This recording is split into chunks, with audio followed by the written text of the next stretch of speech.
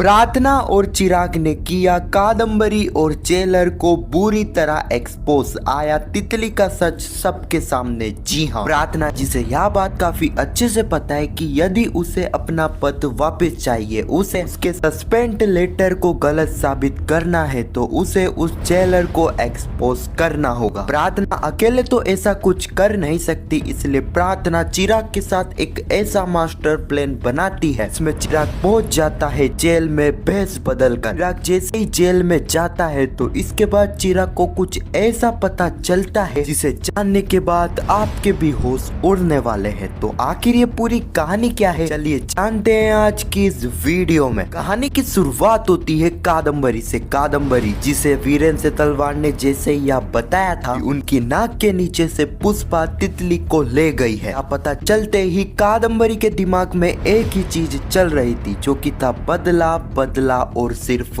बदला। अगले ही सीन में हम पुष्पा को देखते हैं। पुष्पा जैसे यह सभी को बताती है कि उन्हें तितली की कस्टडी मिल चुकी है, सुनकर ही सभी के सभी काफी ज्यादा खुश होते हैं और खास करके दीप्ति। इस बात की खुशी थी कि तितली उनके पास आ चुकी है और तितली गलत हाथ में जाने से बच चुकी है। दीप्ति पुष्पा को कहती है, माँ अब तितली को हम हमारे पास ही रखेंगे, तितली का हम काफी अच्छे से ध्यान रखेंगे। पुष्पा कहती है, दीप्ति हम ऐसा नहीं कर सकते, हम तितली को हमारे पास तभी तक रख सकते हैं जब तक तितली के असली माता पिता नहीं मिल जाते। जैसे ही तितली के असली माता पिता मिलेंगे हमें उनको तितली को लौटाना होगा। अब यहाँ पर ये सारी की सारी बातें सुन ली थी तितली ने। जी हाँ, तितली जो कि स्वरा के साथ खड़े होकर ये सारी ही बातें सुन ली थी। तितली को यह पता लग चुका था कि कादम्बरी और जुगल उसके असली माता पिता है ही नहीं। अगले पल प्रार्थना, पुष्पा और दिलीप को देखते हैं जिन्होंने यह ठान लिया था कि अब उन्हें किसी भी तरह यह पता लगाना होगा आखिर तितली के असली माता पिता कौन है जिसने तितली को जन्म दिया। पुष्पा कहती है कि यह पता करने के लिए हमें उसी नर्सिंग हाउस में जाना होगा जहाँ पर 7 साल पहले तितली का जन्म हुआ था। अगले ही पल हम देखते हैं पुष्पा, दिलीप, प्रार्थना जो कि उस जगह पर पहुंच चुके थे जहाँ पर तितली का जन्म हुआ था। वहाँ पर वह जाते से ही 7 साल पुरानी जानकारी लेने की कोशिश करते हैं लेकिन उन्हें कोई यह जानकारी दे ही नहीं रहा था। तभी हम देखते हैं प्रार्थना जो कि अपनी पुलिस पावर का इस्तेमाल करती है। इसके बाद यहाँ पर इस चीज का उन्हें फायदा होता है। यहाँ पर उन्हें 7 साल पुरानी जानकारी तो नहीं मिलती है लेकिन यहाँ पर उन्हें डॉक्टर के नंबर मिल चुके थे जो डॉक्टर काफी लंबे समय से यहाँ पर है। हम देखते हैं एक व्यक्ति जो कि यहाँ पर इन तीनों के ऊपर नजर बनाए रखा था। वह आदमी और किसी का नहीं बल्कि वीरेन का ही आदमी था। वह वीरेन को ये सारी ही चीजें बता देता है कि किस तरह पुष्पा, दिलीप और प्रार्थना हॉस्पिटल में आई है 7 साल पुरानी जानकारी लेने के लिए। अगले ही पल हम राशि और ऋषभ को देखते हैं। राशि जो कि ऋषभ को कहती है अब एक ही रस्म बची है जो कि है उसके घर जाने की, यानी कि राशि अब अपने घर जाएगी कुछ दिनों के लिए। सब कहता है कि हाँ राशि मैं तुम्हें छोड़ने के लिए भी आऊंगा। राशि कहती है, ऋषभ मैं चाहती हूँ कि मैं जैसे ही वहाँ से वापिस आऊँ तो मैं यहाँ पर नहीं बल्कि हमारे नए फ्लैट में आऊँ। मैं अपनी शादीशुदा जिंदगी वहाँ से आने के बाद अपने नए फ्लैट से ही स्टार्ट करना चाहती हूँ। ऋषभ यहाँ पर समझ चुका था कि वह ज्यादा दिनों तक राशि से यह बात नहीं छुपा पाएगा, इसलिए ऋषभ राशि को सारी ही सच्चाई बता देता है और कहता है, राशि सच्चाई तो यह है मैंने कोई नया फ्लैट बुक ही नहीं करा है, तुम्हें मेरे साथ यहीं पर ही रहना होगा, यही हमारा घर है, यही तुम्हारा ससुराल है। सुनने के बाद मानो राशि के पैरों तले जमीन खिसक जाती है। राशि को इस बात पर यकीन हो ही नहीं रहा। राशि ऋषभ के ऊपर काफी ज्यादा गुस्सा हो जाती है क्योंकि ऋषभ ने यहाँ पर राशि से वादा करा था, उसी वादे को ऋषभ ने तोड़ दिया था। ऋषभ ने यहाँ पर राशि को धोखा दिया। राशि यहाँ पर ऋषभ को कुछ कहती लेकिन तभी हम देखते हैं कि ऋषभ जो कि और भी ज्यादा गुस्सा राशि के ऊपर हो जाता है। राशि को साफ साफ कह देता है कि राशि मैंने ऐसा इसलिए करा ताकि तुम मुझसे शादी कर लो, अगर मैं ऐसा नहीं करता तो तुम मुझसे शादी करती ही नहीं क्योंकि तुमने शर्त ही ऐसी रख दी थी। राशि को यहाँ पर समझ आ ही नहीं रहा था कि वह क्या करे क्या बोले। राशि को सिर्फ एक ही बात याद आ रही थी जो कि थी स्वरा की। जी हाँ, राशि यहाँ पर काफी रिग्रेट करती है। राशि सोचती है कि काश वह उस समय स्वरा की बात मान लेती तो आज उससे ऋषभ का सच पता लग जाता। अगले ही पल हम तितली को देखते हैं। तितली जो कि इस वक्त तक काफी ज्यादा इमोशनल थी क्योंकि तितली को यह सच भी पता लग चुका था जिसे वह इतने दिनों से अपने असली माता पिता मान रही थी वह उसके असली माता पिता है ही नहीं।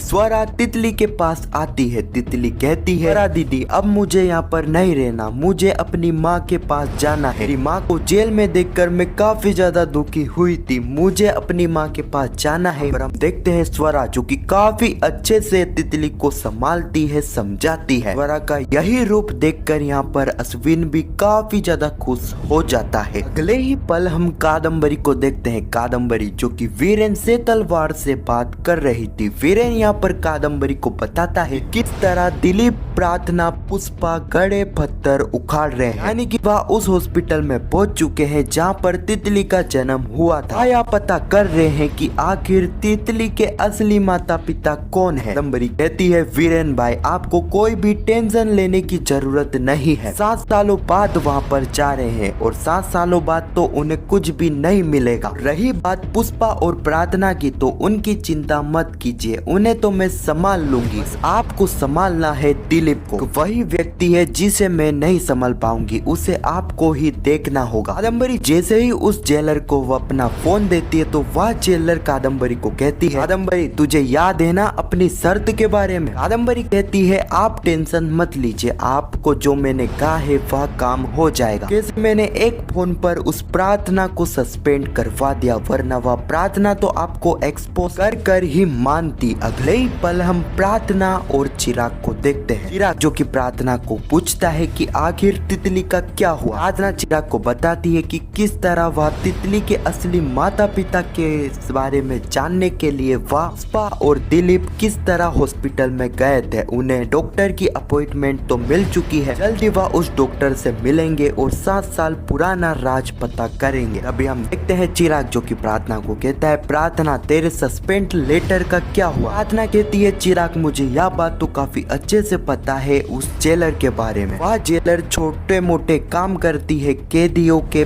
पैसे के लिए, लेकिन आज तक उसे कोई भी एक्सपोज नहीं कर पाया। आज तक वह जेलर नहीं पकड़ाई। मैं फिर से अपने पद पे तभी आ पाऊंगी जब मैं उस जेलर को एक्सपोज करूंगी और ऐसा करने के लिए मुझे काफी बड़ा सबूत चाहिएगा। चिराग कहता है, प्रार्थना मैं कब तुम्हारे काम आऊंगा, तुम बता मुझे क्या करना है, मैं तेरी मदद करूंगा जेलर को एक्सपोज करने के लिए। और इसी सीन के साथ यह एपिसोड यहीं पर समाप्त हो जाता है। आने वाले एपिसोड में हम देखने वाले हैं कि यहाँ पर चिराग पहुंचने वाला है जेल में जेलर को एक्सपोज करने के लिए। चिराग यहाँ पर एक भेष बदल के जेल में पहुंचेगा। अभी हम देखेंगे कि वीरेन से तलवार जो कि कादम्बरी से मिलने के लिए जेल में आया था और यहाँ पर बड़ी चालाकी से चिराग इन दोनों की बात को रिकॉर्ड कर लेगा। इतना कुछ तो हमें लेटेस्ट प्रोमो में देखने को मिला है, लेकिन मुझे आगे की कहानी भी पता है जो कि सोर्सेस द्वारा पता लगी है। तो इसमें मैं आपकी राय चाहता हूँ। अगर आप चाहते हो कि मैं उसके बारे में आपको बताऊं, कमेंट में पार्ट 2 जरूर लिखना। यदि आप चाहते हो कि मैं आगे की कहानी लीक ना करूं, आगे की स्टोरी ना बताऊं, ताकि आने वाले एपिसोड देखने में आपको मजा आए, क्योंकि अगर आपको कहानी पता चल जाएगी तो आप आने वाले एपिसोड देखोगे ही नहीं। तो इसमें मुझे आपकी राय चाहिए। आपकी क्या राय है नीचे कमेंट में जरूर बताना। अगर आपको यह वीडियो कैसी लगी कमेंट में जरूर बताना। और पुष्पा इम्पॉसिबल के आने वाले एपिसोड और लेटेस्ट एपिसोड की ऐसी अपडेटेड वीडियो के लिए चैनल को सब्सक्राइब अवश्य करना। जब तक के लिए धन्यवाद।